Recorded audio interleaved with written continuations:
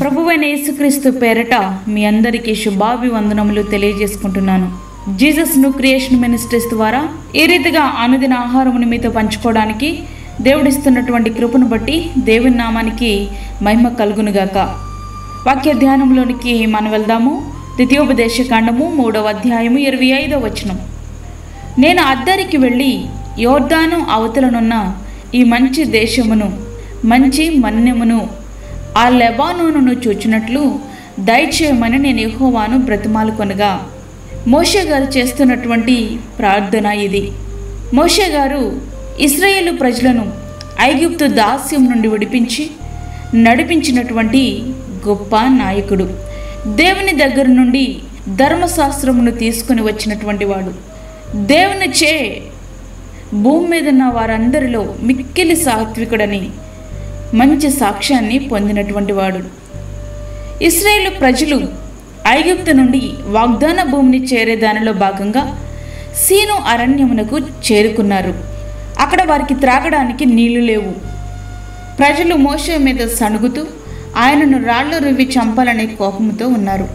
అట్లాంటి పరిస్థితుల్లో దేవునిని ప్రార్థించినప్పుడు నీవు బండతో మాట్లాడమని దేవుడు చెప్తే, మోషే గారు మిక్కిలి సాత్వికుడైనప్పటికీ వారు ప్రవర్తించిన తీరుకు, ద్రోహులారా, మేము ఈ బండ నుండి మీకు నీళ్లు రప్పింపవలనా అంటూ బండను కొట్టారు. దేవుడు బండతో మాట్లాడు అంటే బండను కొట్టారు. అయినప్పటికీ నీళ్ళొచ్చాయి. ఆ బండ క్రీస్తే. అట్లాంటి సందర్భాలలో యెహోవా మోషే అహరోనులతో, మీరు ఇశ్రాయేలుల కన్నుల ఎదుట నా పరిశుద్ధతను సన్మానించినట్లు నన్ను నమ్ముకొనకపోతిరి గనుక ఈ సమాజమును నేను వారికి ఇచ్చిన దేశంలోనికి మీరు తోడుకొని పోరని చెప్పాను. సంఖ్యాకాండము 20వ అధ్యాయము 12వ వచనం. దేవుడు చెప్తున్నటువంటి మాట ఏమిటంటే, నీవు నన్ను సన్మానించలేదు కాబట్టి వాగ్దాన భూమిలో నువ్వు అడుగు పెట్టవు. వారి యొక్క ప్రయాణం కొనసాగింది. వాగ్దాన భూమి కనుచూపు మేరల్లోనే ఉంది. అట్లాంటి పరిస్థితుల్లో మోషే గారు, నేను అద్దరికి వెళ్ళి యోర్దాను అవతలనున్న ఈ మంచి దేశమును మంచి మన్యమును ఆ లెబానోనును చూచినట్లు దయచేయమని దేవుని బ్రతిమాలుతున్నారు. అయినప్పటికీ దేవుడు ఆ ప్రార్థనను వినలేదు. వాగ్దాన భూమిలో అడుగుపెట్టుటకు ఆయన ఒప్పుకోలేదు. కానానును చూచే అవకాశం మాత్రమే ఆయన కల్పించారు. నీవు ఈ యోర్దానును దాటకూడదు కానీ నీవు పిస్గా కొండ ఎక్కి కన్నులెత్తి పడమట వైపును, ఉత్తరం వైపును, దక్షిణం వైపును, తూర్పు వైపును తేరి చూడుము. ద్వితీయోపదేశకాండము 3వ అధ్యాయము 27వ వచనం.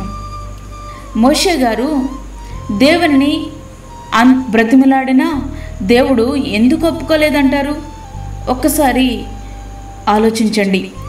ఎందుకు అంటే అది ఇశ్రాయేలులు మేలుకోరే. మోషే గారు వృద్ధుడైపోయినారు. ఇక సైన్యాన్ని నడిపించి కానాను స్వాధీనము చేసుకునే సామర్థ్యం ఆయనకు లేదు. నేను 120 ఏండ్ల వాడనై ఉన్నాను. ఇక మీదట నేను వచ్చుచూ పోవచ్చు ఉండలేను. యెహోవా ఈ యోర్దాను దాటకూడదని నాతో సెలవిచ్చాను. ద్వితీయోపదేశకాండం 31వ అధ్యాయము 1-2 వచనములు. ఇశ్రాయేలులో మేలు కోరి మోషే గారి ప్రార్థన దేవుడు అంగీకరించలేనిది మరొక కారణమనే విషయం మనకి ఇక్కడ స్పష్టమవుతుంది. ప్రియ సహోదరుడా, ప్రియ విశ్వాసి, కొన్ని సందర్భాలలో నీ ప్రార్థనకు సమాధానం రాకుంటే దానిలో సహితం ఒక మేలు దాగి ఉందని నీవు గ్రహించాలి. ఆయన చిత్తానికి అప్పచెప్పి ప్రార్థించడం మన యొక్క జీవితాలకు ఆశీర్వాదకరం. మోషే గారు కానానులో ప్రవేశించలేదని ఆయనకు పరలోక ప్రవేశం లేదని తలంచకూడదు. శరీరముతో ఆయన కానానులో ప్రవేశింపలేకపోయినా యేసు ప్రభు రూపాంతరము పొందినప్పుడు మోషే, ఏలియా గారు మహిమ కానానులో అడుగుపెట్టారు. ప్రియ సహోదరుడా, ప్రియ విశ్వాసి, వాక్యం వింటున్నటువంటి ప్రియమైన దేవుని బిడ్డ, నీ యొక్క ప్రార్థనకు సమాధానం రావట్లేదని బాధపడుచున్నావా?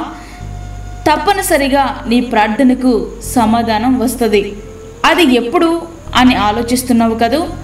అది దేవుని చిత్తంలో ప్రతిదీ నీకు అనుకూలంగా జరిగిద్ది.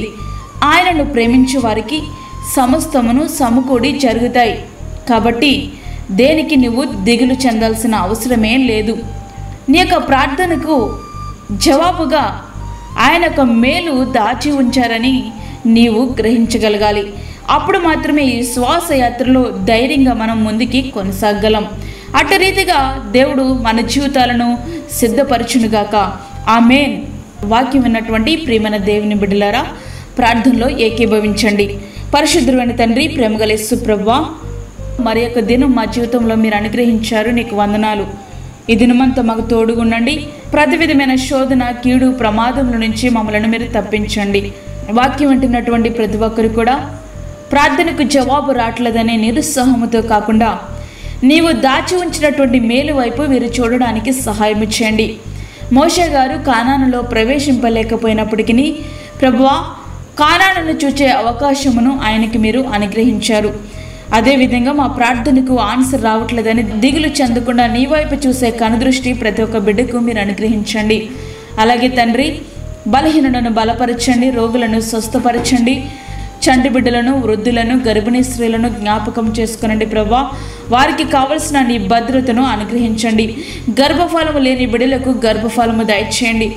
ఉద్యోగాల కొరకు ఎదురు చూస్తున్నటువంటి నీ బిడ్డలకు ఉద్యోగాలు దయచేయండి ప్రభువా.